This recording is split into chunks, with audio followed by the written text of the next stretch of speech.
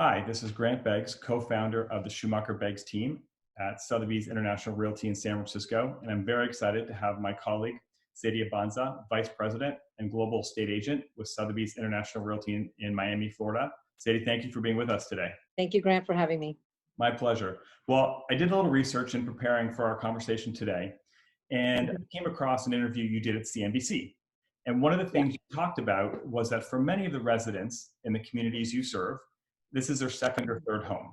So for that truly affluent buyer, what is it about your market that people really like? And are there certain communities in particular, whether it's Fisher Island or Coral Gables, that people really are attracted to?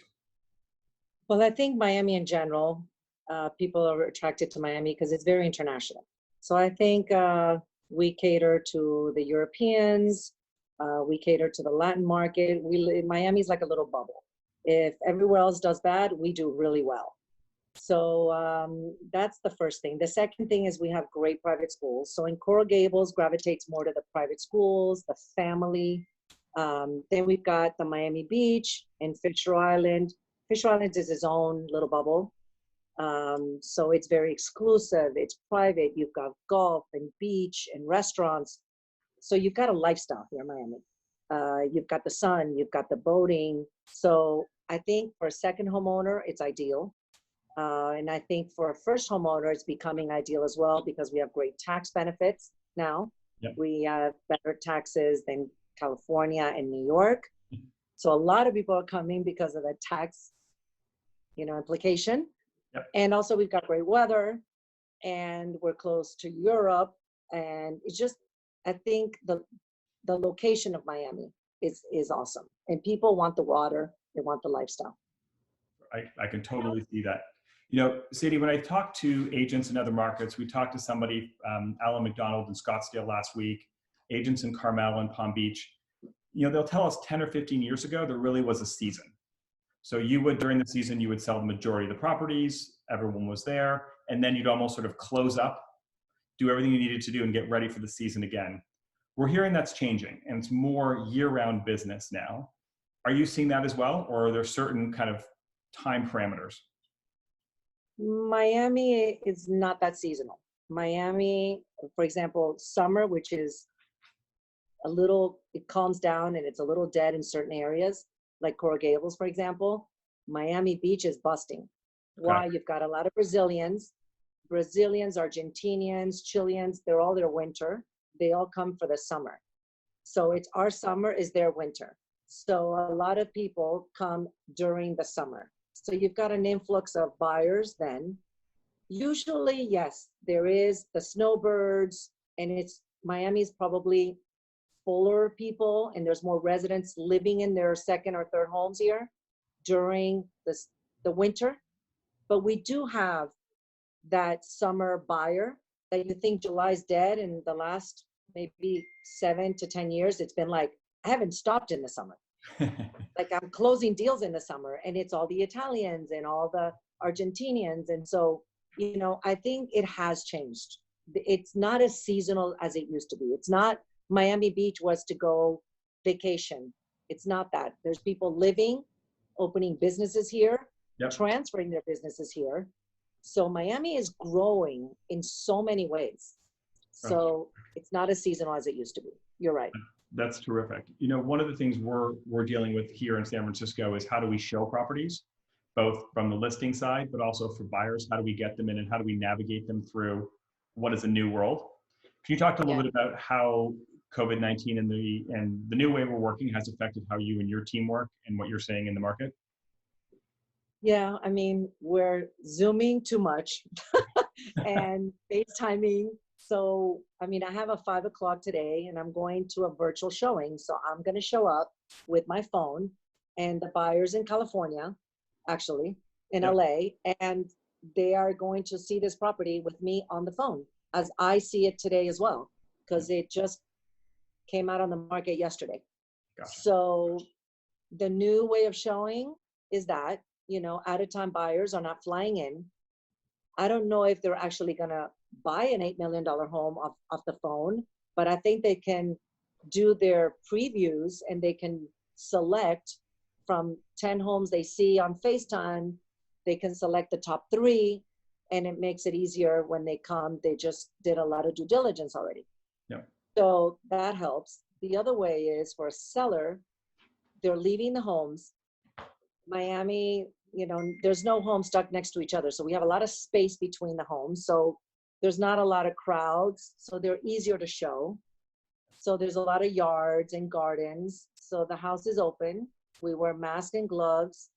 Some even shoe protectors, not all. Yeah. And the owner leaves, walks her dog, just takes out her family in the car for a ride. And we don't really touch anything. We try not to open much. And they just kind of see the spaces. Yeah. And we are doing, a couple of showings a day, actually, that way, because I have 40, 50 listings. So one or the other always shows. So that's the new way of showing. Yeah, it's funny. We have one right now. We have a listing. We brought it to market. The buyer is actually from Europe. They saw it all through. We had a complete disclosure packet ready to go of everything. So they were able to look through that. Then we tried WhatsApp. That didn't work. We tried FaceTime. That didn't work. We ended up on Zoom because a lot of times the property is vacant and staged. The Wi-Fi isn't as great, but you learn to adapt. Yeah. Love the property.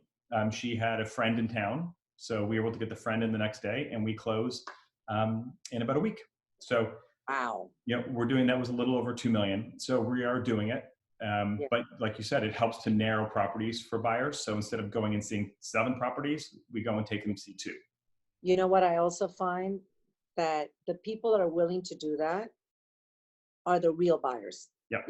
In a normal market, you got a lot of lookers, especially when you have a $15 million beautiful house and you get these people that call you to show and you're like, this isn't the buyer, Yeah. But now you're not getting that riffraff. Yeah. You're really somebody that's willing to risk their life and go and whatever and take, and waste their time, and it's real buyers. Yeah. So I love that about this market. Then it's great to be able to talk to our seller and to say how many showings we've had this week. Where in the past, they'd say you had an open house, how many people? Well, we had 100 through, but it's San Francisco. And it's a $2.5 million property. So every neighbor's coming through, everybody and their brother. And it's hard to really disseminate for them how many are serious. And this way we can actually tell them, here's the number of people reached out. Here's how many filled out the COVID form. Here's how many showings we've done. And that allows us to give our clients at least much more accurate real-time information. Yeah. So the most exciting part of these conversations is always, what's your favorite listing you have now? So of all the listings you have, which one are you most excited about and love to tell everybody about? I have one in a community called Gables Estates. Okay. The owner is European, so we're selling it furnished. But it is done so well. It's a property that what's there not to love? It's just, can you afford it or not? It's 17 million. I don't want to say it's only 17 million, but I have 30 and 40 million, but it's on a 2-acre estate, not on the water, but it's got the architect, his name is Cesar Molina. So he does Polynesian kind of homes. So very Florida, you've got beautiful weather. So you've got a gazebo with, a deck that comes out to an infinity pool, and you've got an outdoor gym with a spa. So you feel you're in a resort like in Bali or maybe Turks and Caicos, like an Amman. It's kind of an Amman, but it's your house. So that's my favorite because every time I go, I'm like, I love it more. The artwork is insane. It's done so well and so tasteful that you just want to move in. Even the sheets, it's just are all full linen, like everything about it. It smells like the Four Seasons. So that's my favorite one today. I love that. And what you talked about in terms of that emotional feel when you go into a home, no matter what we do from a technology point of view, we can't replicate that. And I think we can get buyers to the goal line, but I think the vast majority of buyers at the end of the day want to walk in. Does it feel like my home? It's like falling in love. It's a chemistry thing with the house. Yep. You don't know why, but that didn't kind of hit you. And then you go to another one and you can tell on their buyer's face, this is it. It's kind of like a Match.com. I introduced them to their love. And you're like, these people are buying this house. It's, when that happens. I love it. Well, Sadie, thank you very much for the time. I really appreciate it. And hopefully if any of our clients in San Francisco have any questions, they'll reach right out to you and get the answers. Perfect. Thank you so much. Have a great rest of your week. You too. Bye. Bye-bye.